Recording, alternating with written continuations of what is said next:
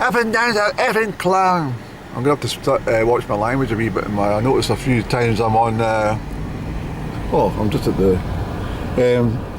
I noticed I've been, what do you call it, swearing quite a lot in my videos. And I don't swear normally, so something's been upsetting me. I'm slowing down here because there's a big truck ahead of me with machinery, forestry machinery, so I'm conscious he's not that far away. What I'm doing today is I'm just doing a wee recce up the other side of Benhonzi. Benny Hone for the official terminology, but so I'm going up there. This is Glen Lednock we're in, and so heading up to the car park. A wee bit later than what I intended, but you know, when you're at home you've got so much to contend with. And worse now that I've got rid of that cleaner. Although she did do a great job, but you know, she was in there for 56 hours a week, and it's just too much. She used to, even when I was sitting at the table writing or something, she would be lifting my jotter to dust underneath it. And it's really annoying. So this is another road that's going to get wrecked because of forestry works. I notice an awful lot of these Glen roads are totally ruined because of the heavy machinery and lorries coming in. And there's a timber. So here's the chap down here. Well, it might be a woman. No, he's got in there all right.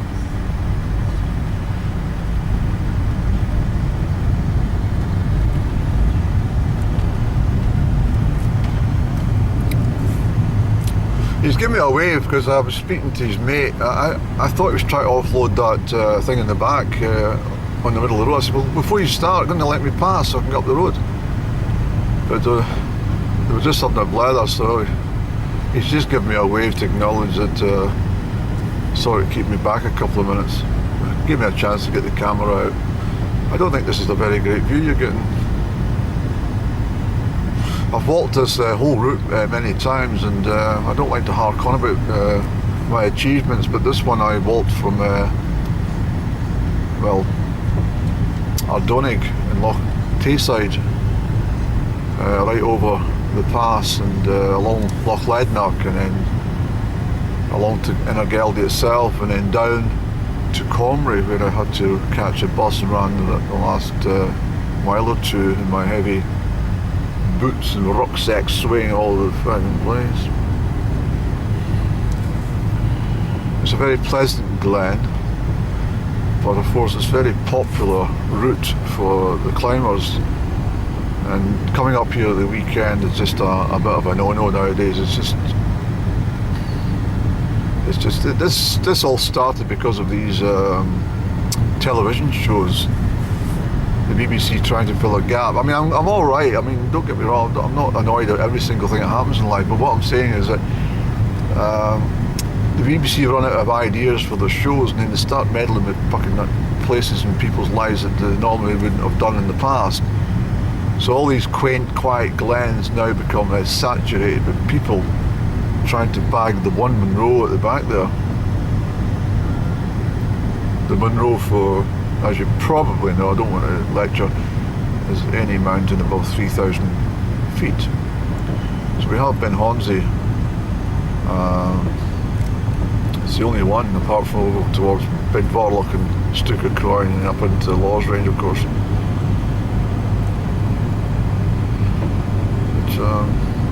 So you can imagine walking this. I mean, I used to walk from Comrie up to, I'd get the bus up to Comrie, and I used to walk the whole bloody way up here and then to Benhonzi. And it used to really, well, it took so long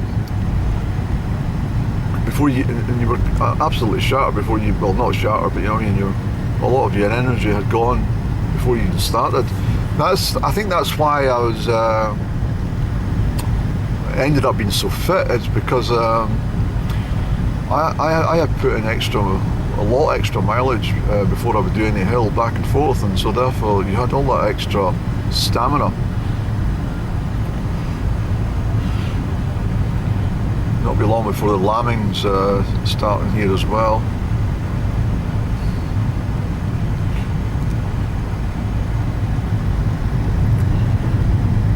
Lovely beach. I do like the beach.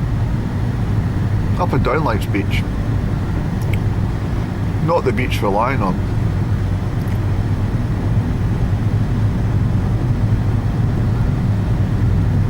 Well, maybe she does, I don't know. It's just a cloud. There's the big hawk. What is that? It's a kite. That's the house I was going to buy. Until some low vibrational broke in and left all the windows, smashed the windows and left it open to the elements.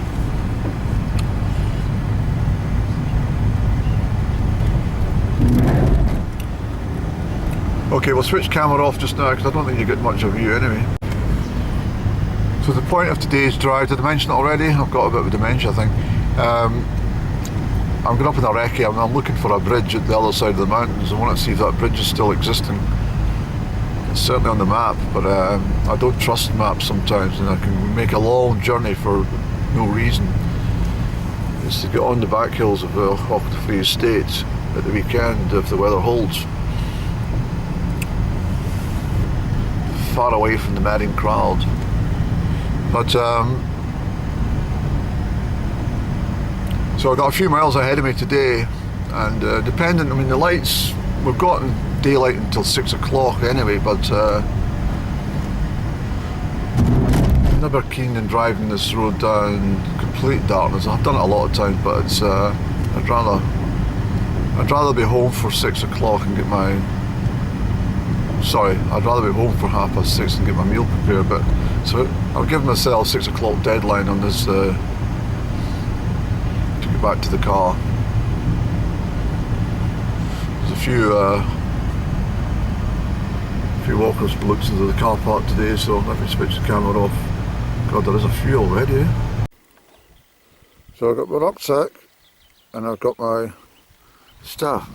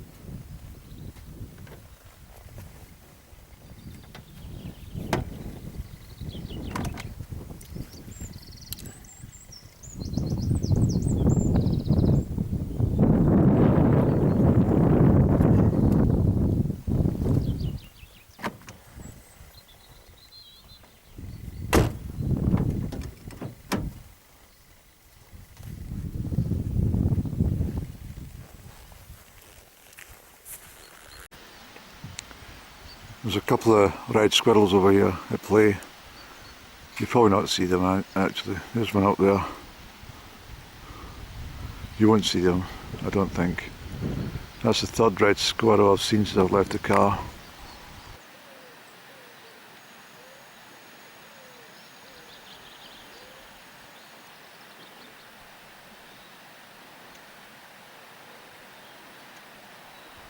Easy.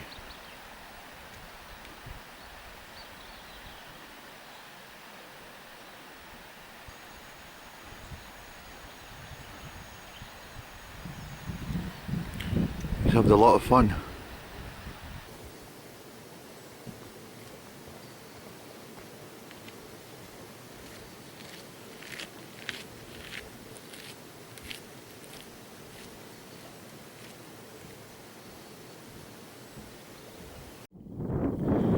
Okay, we're sitting due west where we were on Sunday. If you go straight through that way and over, you get talking Free Hill, several miles away. That up there is the twisting path that takes you up to the ridge for Benhonzi, which is here. But Benhonzi, from this angle, looks like a walk in the park. But I can assure you, it's not. A lot of people are surprised just how high it is and how well they come up from Invergeldy side here, and it's a long way to the northeast till you reach the summit. It's certainly not a walk in the park. I'm going through this way. I'm just doing a recce. I've been through this glen before. It takes you to Loch Tay. Normally the pass away at the end there is chocker with snowdrifts and stuff, but there's not a thing. It's bizarre. And it's very cold. The wind is quite bitter. It's coming straight out the north here. And these are the hills I was up last springtime? I think I put something up recently about my treks, and that was in the snowy conditions. And I think that was back in late March, early April 22. So you can see some of the vegetation just flapping about in the breeze, but it is cold. And the sun's been trapped behind that cloud for some time, so sun's not bad, but it's. I met a guy down there. I kind of held back, but I was chatting to him. He was really interested in some of my. I said to him, they're not fables, they're true stories, the facts. And so I was giving him a summary of what happened at Benalder. He's absolutely amazed by it. I think it is amazing, but I'm not the only person that's been out and had difficulties, but the circumstances were very, very strange. He said that himself. That's an incredible story you've got there. Yeah, I said, well, I wished it was a story, but it actually happened. And I said the moral of the story is carry 2 torches and make sure you've got a head torch. So he's taken my advice actually. He says, I'll definitely do that. I says, well, I think it's if you can't carry 2 torches, at least carry additional batteries. But definitely a head torch is a must. Something that illuminates everything. But I don't think it would have made much difference that night, in all honesty. The conditions were so dark, it was just awful. Anyway, I wonder whether to go out this one today or not.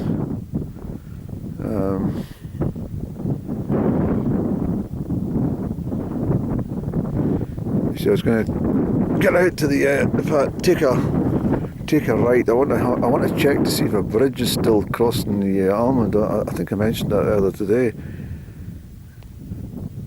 I don't know.